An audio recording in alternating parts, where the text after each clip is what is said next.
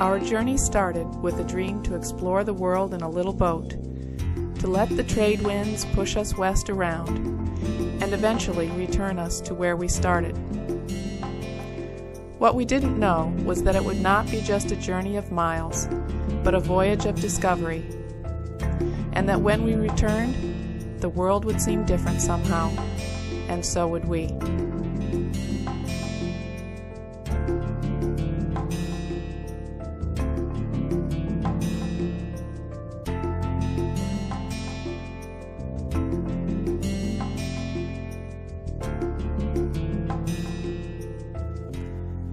In December of 1993, after many months of preparing the boat, and after quitting our jobs, selling our house, our cars, and our belongings, we set out on a Tiana 37 from Annapolis, Maryland, to circle the globe.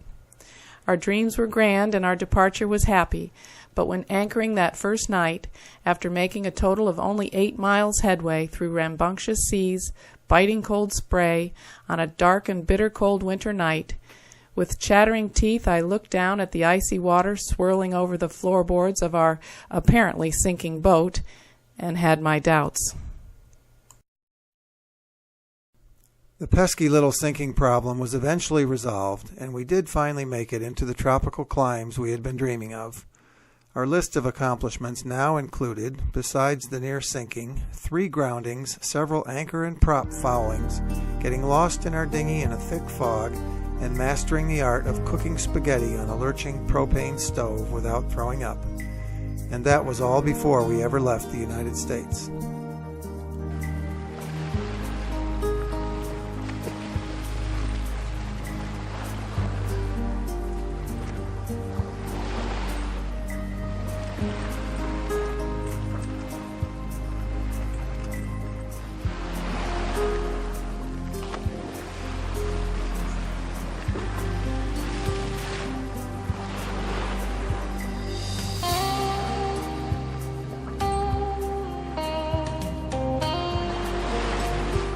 After final provisioning and preparations in Boca Grande, on the Gulf Coast of Florida, we said goodbye to a group of friends and family and set off. Our first destination after leaving Florida's coast was the Dry Tortugas, which are beautiful little islands southwest of Key West, with white sandy beaches, turquoise water, frigate birds soaring in thermals overhead, and the enormous historic Fort Jefferson.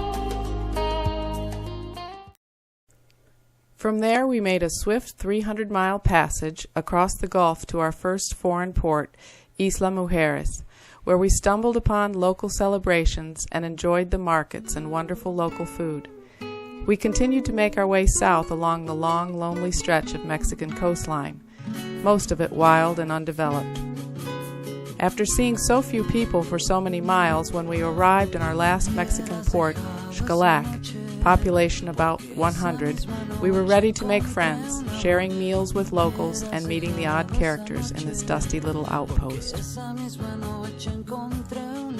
Our next stop was Lighthouse Reef, about 60 miles off the coast of Belize, where we found the most incredible underwater world. The coastal city of Livingston, Guatemala, is at the mouth of the Rio Dulce. We traveled up this mysteriously beautiful river with tiny Mayan thatched huts tucked along the banks. We watched the Mayas quietly paddling their dugout canoes and throwing cast nets. After many miles, the river opened up into Lago Isabel, a large freshwater lake surrounded by mountains.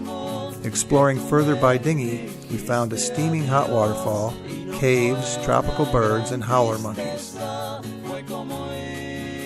We left Argonauta on the Rio Dulce and took an 8-hour white-knuckle bus ride in search of an old friend working in the Peace Corps, assigned to a mountain village somewhere near Antigua. The charming city of Antigua is surrounded by volcanoes and has cobblestone streets, magnificent architecture, and bustling markets with the colorful Guatemalan textiles. We sailed north to Belize again to meet my parents and tour the ancient ruins of El Tunja. After stopping briefly in Honduras, we spent some time at our own deserted island off the coast of Nicaragua. We sailed to the Colombian island of Providencia, a volcanic island of tall green peaks and deep blue water. It was once the home of pirates. A wild roller coaster sail took us to the San Blas Islands of Panama, where we felt as if we had entered another world. These gorgeous islands are home to the Kuna Indians, who live in crowded villages of stick huts. They often paddled out to Argonauta in their dugout canoes, selling molas, mangoes, coconuts, and lobsters. The Kunas welcomed us into their tiny huts and invited us to a big village celebration. They also enjoyed coming aboard to eat popcorn with us and listen to music. Partying with a boat full of Kuna Indians with a dozen dugout canoes tied up alongside was something we'll never forget.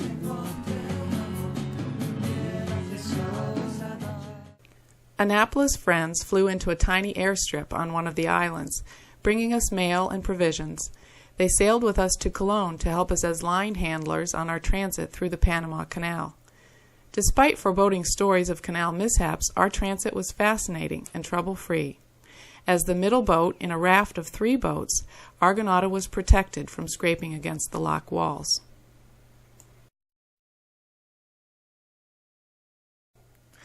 After a few days provisioning in Balboa, with canned goods packed into every locker, our net hammocks bulging with Panamanian produce, huge stalks of bananas swinging from the ceiling, and an enormous bag of oranges lashed to the deck, we set off into the Pacific, headed for the Marquesas, a mere 3,800 miles away. After 6 days of light wind, we anchored for 3 days at Cocos Island, a Costa Rican national park. What a magnificent sight it was, rugged green mountains jutting straight out of the ocean with long ribbons of waterfalls. From Cocos Island, we had light winds, sunny skies, and champagne on the bowsprit as we crossed the equator. Sailing for weeks without seeing another boat, we felt completely cut off from the rest of the world. On our 36th day out from Panama, we arrived at the island of Hiva-Oa in the Marquesas, part of French Polynesia. Our first glimpse of this immense volcanic green island after a month at sea was exhilarating. This island group is breathtaking, with steep peaks and deep lush valleys filled with luxuriant coconut palms. We wasted no time getting out to exercise our rubbery legs by hiking and exploring, and celebrated our longest passage with other cruisers. We met a German tourist who joined us for several days while sailing around the island of Nuku-Hiva. On foot, we explored deep into the valleys in search of a 2,000-foot waterfall. The low-lying coral atolls of the Tuamotus group are a sharp contrast to the mountainous Marquesas. Our favorite island in this group was Tuao, where 2 of the 5 residents became our temporary adopted family. Rhodey and Ismail were teenage brothers living in a thatched hut with 2 dogs, 2 cats, 5 roosters, and 1 baby frigate bird. The boys took us on many adventures, including a tour of their black pearl farm. We arrived in Tahiti just in time for the Bastille Day celebrations and tied up along the wharf in the bustling city of Papeete. After a month in Tahiti, taking care of repairs and provisioning, we sailed to Huahine, Bora Bora, and then a tiny atoll called Mopilia. There we befriended another group of black pearl farmers who cooked many feasts for us, took us scuba diving to see the giant oysters at the bottom of the lagoon, led us on moonlit walks on the beach, and took us on coconut crab hunting expeditions. When it was time for us to leave, our little family loaded a pile of coconuts onto our cabin top and wished us farewell. As the only American territory in the southern hemisphere, Pago Pago in American Samoa is a favorite provisioning stop for sailors. We never imagined we'd encounter any more generosity and hospitality than we'd experienced in French Polynesia, but the Kingdom of Tonga welcomed us with open arms. Their traditional, close-knit villages are nearly untouched by the modern world. Our arrival at the northernmost island of Niuatopu coincided with the arrival of a new bishop, which necessitated much celebrating. We were invited to several elaborate feasts in which mountains of food were devoured by all.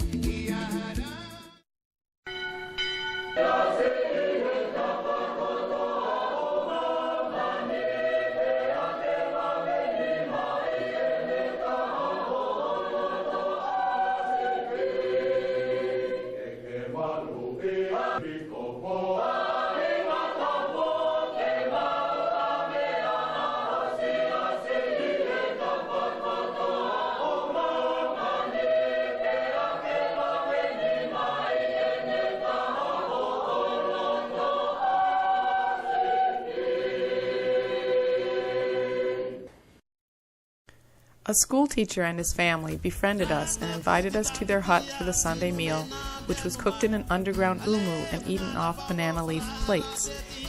Village boys often visited our boat in their outrigger dugout canoes, offering us bananas, limes, coconuts, and papayas.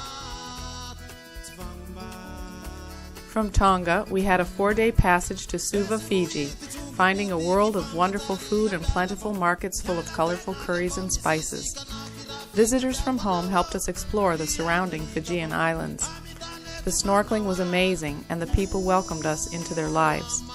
We presented the chief of each village with a gift of kava, which involved participating in an elaborate ceremony. Our adventures on the islands included beautiful hikes, trying the local dancing, attending church services, a middle-of-the-night dinghy voyage to fetch a midwife, and taking a baby with a badly burned foot to the hospital on another island. With the cyclone season approaching, we began preparations for the 1,100-mile passage to New Zealand.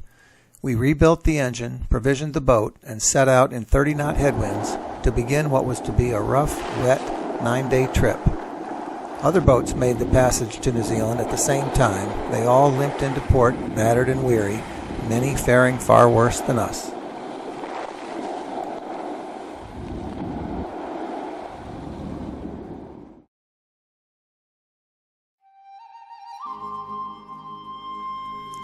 New Zealand's Bay of Islands kept us busy with plentiful scallops and lobsters, endless hiking and socializing with other cruisers who, like us, were there for the duration of the cyclone season. We celebrated Christmas on board a friend's boat and marked our first year of cruising. Again, we were lucky to have several visitors from home come to enjoy New Zealand's sights with us. We bought a car and followed winding roads lined with wildflowers, past green hills dotted with sheep, stopping at friendly homestays along the way.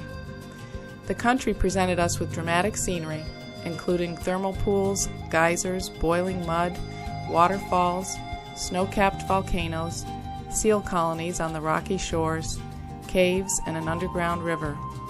We befriended some dairy farmers, went horseback riding, sailed in a local race, did some rock climbing, and hiked many beautiful miles. After nearly 5 months in this incredible place, we only scratched the surface.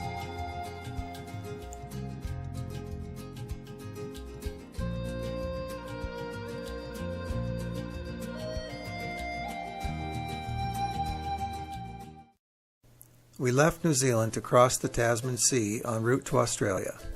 After 6 days at sea, we were escorted by dolphins into the lagoon of spectacular Lord Howe Island and anchored in the shadow of towering green mountains. After hiking and biking all over the island, we set out into the Coral Sea, experiencing high winds, big waves, and tough navigating through the many reefs. We made landfall in Australia, north of Brisbane, and worked our way up the coast, spending time exploring the Whitsunday Islands, most of which are completely uninhabited, teeming with birds, and surrounded by coral reefs. A period of calm weather allowed us to do some fantastic scuba diving on the Great Barrier Reef.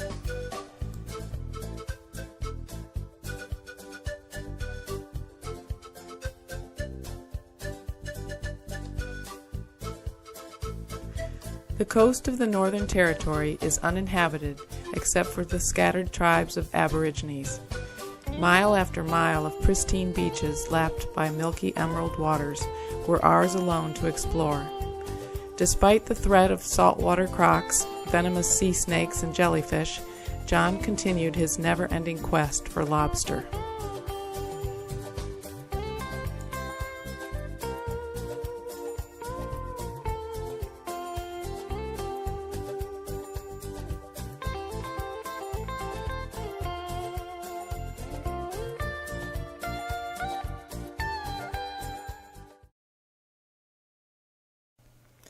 We joined other yachties gathering in Darwin to provision. As the 1995 race to Indonesia began, boats of all sizes and nationalities drifted aimlessly in a dead calm. We were all eventually sucked out into the Timor Sea by the tide and commenced a 960-mile race to Bali. With a fellow sailor, we rented motorcycles and headed off into the mountains of Bali, finding many friendly villages where tourists rarely go. Following rugged, winding, steep roads, we were presented with view after view of lush valleys and long white beaches lined with hundreds of brightly painted Balinese outrigger canoes. We stayed in wonderful little guest houses and feasted on spicy Indonesian food.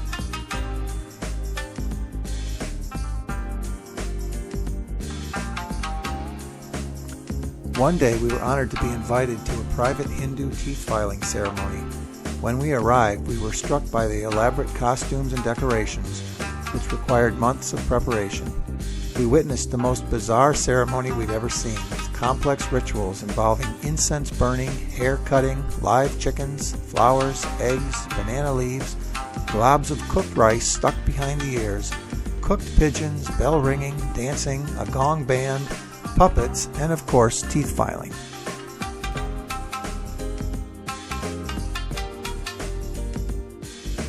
On the way home, we happened upon more ceremonies, this time cremations.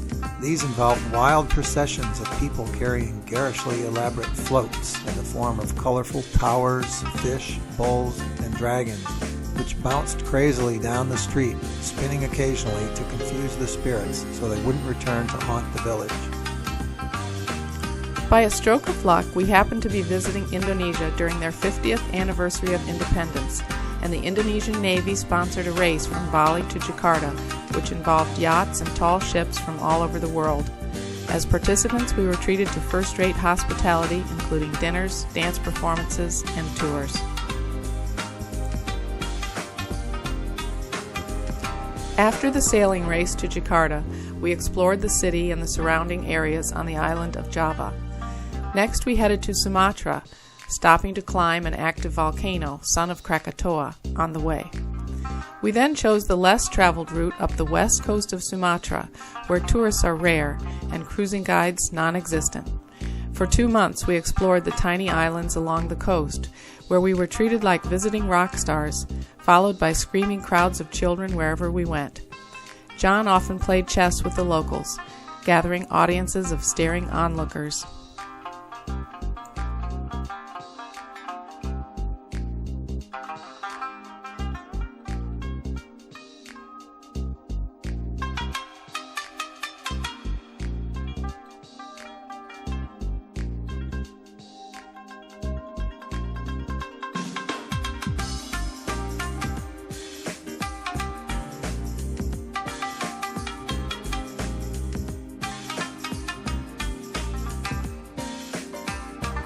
When arriving in an anchorage, the villagers would gather on the beach to watch, and before our anchor was even down, we'd be swarmed by outrigger canoes, and the locals would climb aboard eagerly and make themselves at home. When their friendliness became smothering, we would escape to any of the many uninhabited islands.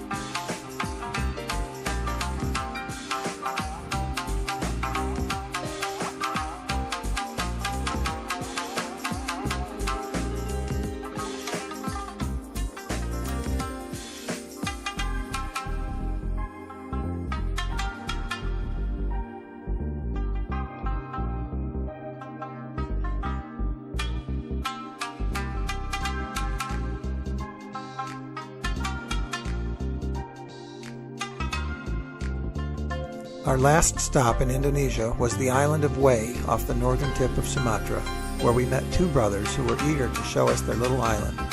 We spent several days hiking and snorkeling with them, and they kindly helped us resolve problems with local officials, as well as with a strange illness I had acquired. A few years later, this island, along with many others, would be devastated by the tsunami, and the fate of our friends is unknown.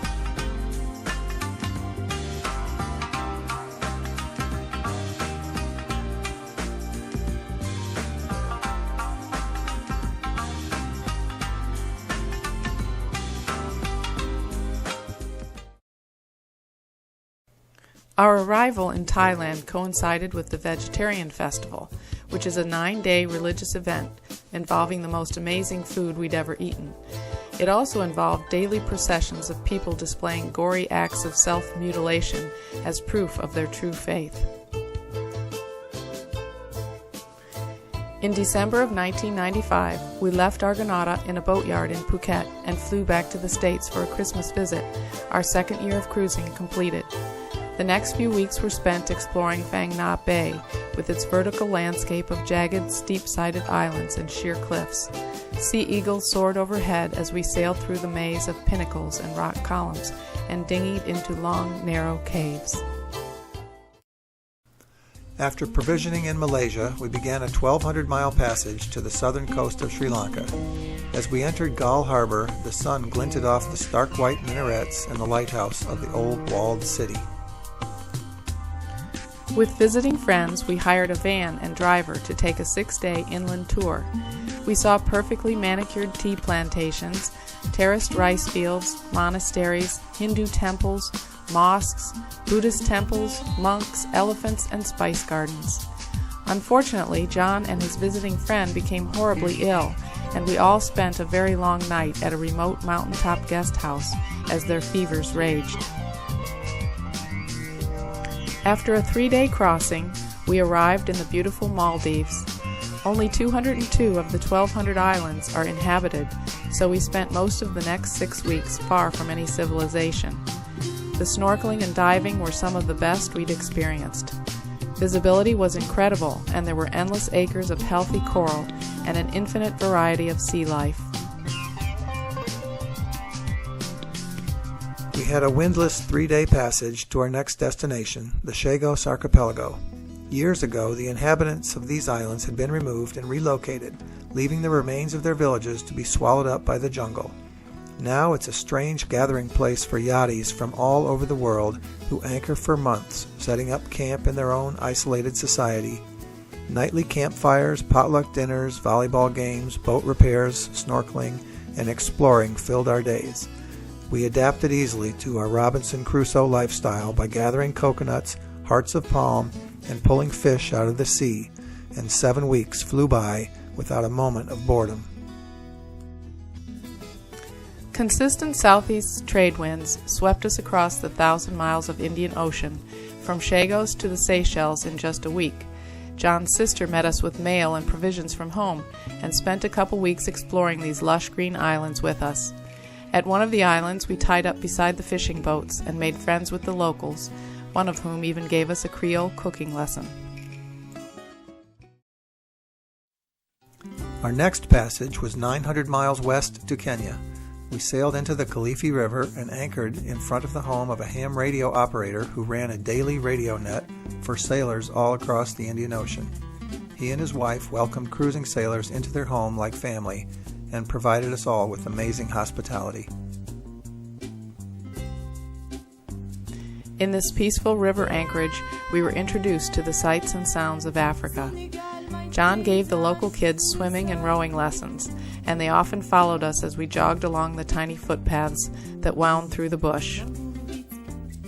We left Kilifi and sailed north to the island of Lamu, which was like going through a time warp that took us back several hundred years. Lamu was once a thriving slave-trading port and is now a quiet place where there are no cars, only donkeys which carry people and cargo through a maze of tiny pathways that wind between crumbling old buildings. Our dinghy wasn't necessary. We needed only to flag down a passing dhow for a lift to shore. These wide wooden vessels with large lateen-rigged sails are used for fishing as well as cargo and passenger transport between the mainland and the islands.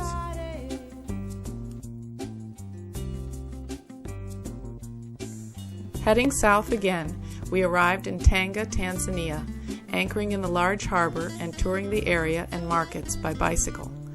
From Tanga, we traveled to the island of Pemba, where tourists are so rare, frightened young children screamed and ran when they saw the strange white people walking through their village. We practiced Swahili with the villagers, and they soon learned we were harmless.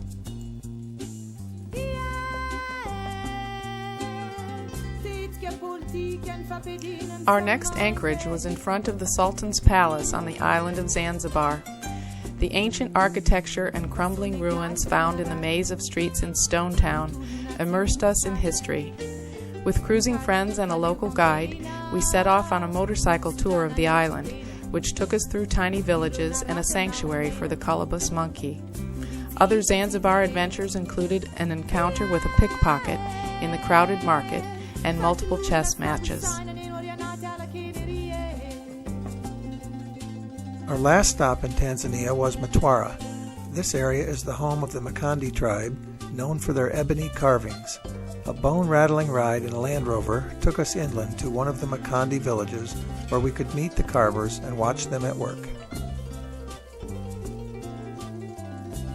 We knew very little about the next country, Mozambique, except that it was war-torn and poverty-stricken. We were amazed to find that the coast is beautiful and unspoiled. Miles of white beaches, gorgeous islands, and pristine coral reefs gave us a month of cruising fun. We had our fill of lobsters as fishermen passed the word that we would trade t-shirts for them. We explored the Primera Islands and the Bazaruto Islands before heading south again. Along the coast of Mozambique, we enjoyed a favorable 6-knot current until we were slammed with an opposing cold front that set up steep waves, the largest we would encounter during our trip. We eventually arrived in Durban, South Africa, exhausted and wet.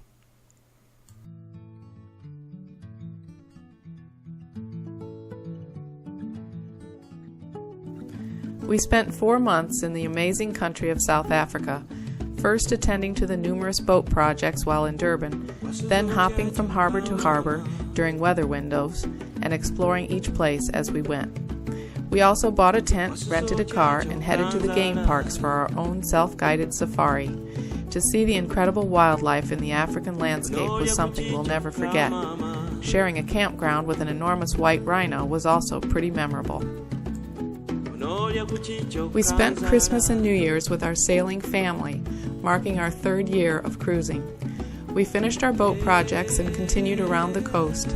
This stretch of coastline is notorious for monstrous waves up to 20 meters high, when strong southwesterly winds collide with the south-flowing Agulhas Current, and we watch the weather religiously, waiting for just the right moment to sail to the safety of the next port. Finally, we rounded Cape Agulhas, the southernmost tip of the African continent, and then the more famous Cape of Good Hope in beautiful sailing weather.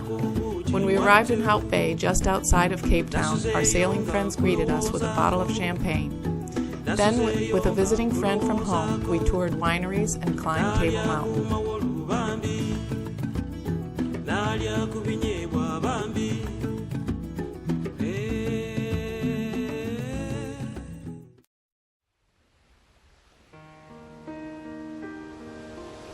After provisioning the boat once again, we departed the African continent, bound for the island of St. Helena, 1,700 miles away. We spent a week exploring this odd outpost in the middle of the South Atlantic. The town of Jamestown is nestled in a long crevice between steep rocky cliffs.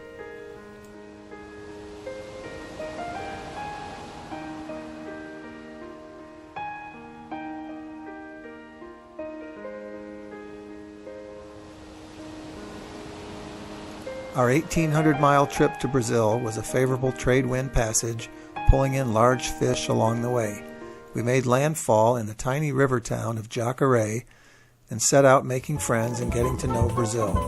We continued northward along the coast, stopping at Fortaleza and the sand-swept villages of Jericoacoara and Lençois before reaching the Amazon.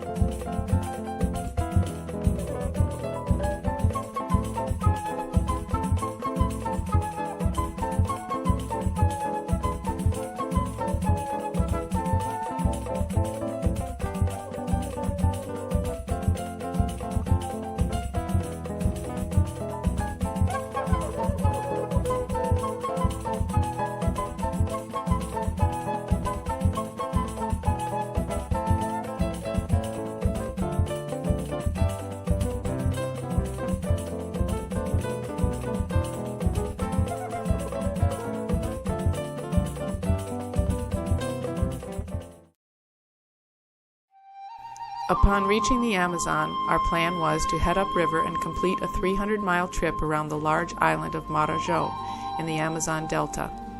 We met many of the shy Amazonians who would often duck into their houses as we approached and peek out to watch us as we passed by. The bold ones who paddled out to see us were very friendly and kept us supplied with fresh fruit and shrimp. We were often invited into their homes and had to decline several gifts, including a live pig, a turtle, and a goose. The wildlife was unlike anything we had seen before, with macaws, parrots, and toucans in the early mornings, and pink dolphins surfacing alongside Argonauta at all times of the day or night.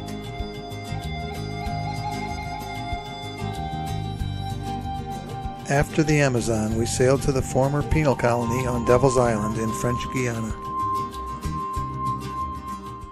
We traded for shrimp with fishermen in Suriname before a 3-day passage to Tobago. We tucked into many of the protected anchorages of Tobago, then an overnight sail landed us in Trinidad, where we enjoyed the food and steel pan music.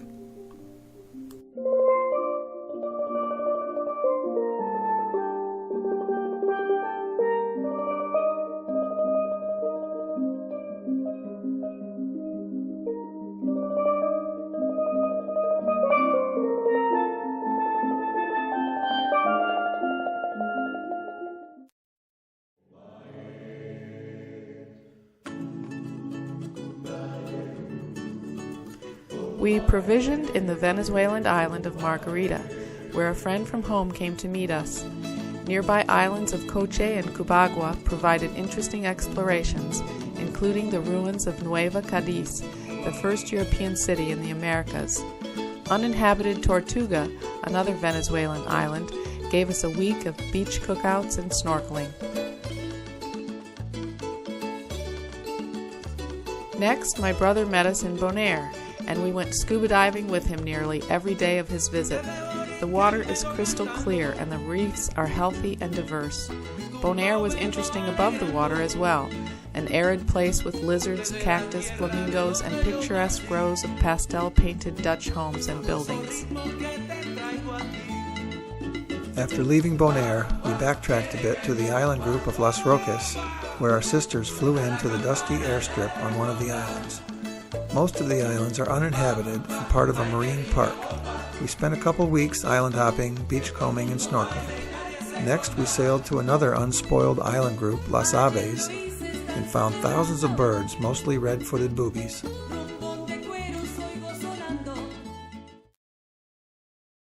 After sailing back to Bonaire to resupply, we set out on the last long passage of our voyage, an 800-mile leg to Cuba. A barrage of officials met us in every port, filling out form after ragged form, sometimes searching the boat, but always with friendly courtesy. The Cuban people were warm and generous, and we had many unforgettable experiences, including visiting a chess school and riding in the sidecar of a Russian motorcycle. The people invited us into their homes and shared meals and stories with us, but because Cuban law prohibits its citizens from boarding foreign boats, we were unable to invite people aboard Argonauta, as we had all over the world. 3 weeks weren't nearly enough, but it was time to head for home. On the morning of December 11th, 1997, we entered the channel to Key West and finally crossed our outbound track, officially completing our circumnavigation. 4 years earlier, we had set out from Florida, nervous about our first long passage of 300 miles. It gave us a great sense of accomplishment to realize how far we'd come since then. We finished our voyage with several celebrations and reunions with family and friends, returning to our old slip in Annapolis in May of 1998. After finding a buyer for the boat, we delivered her to her new home on Lake Erie, truly bringing us full circle to the place where we learned to sail together. Our floating home that had kept us safe for so many miles and through so many adventures was ours no longer. What we have instead are all the memories of the many beautiful places and the kind and generous people we met around the world as our wake circled the globe. These are the gifts this voyage has given us, and they will stay in our hearts forever.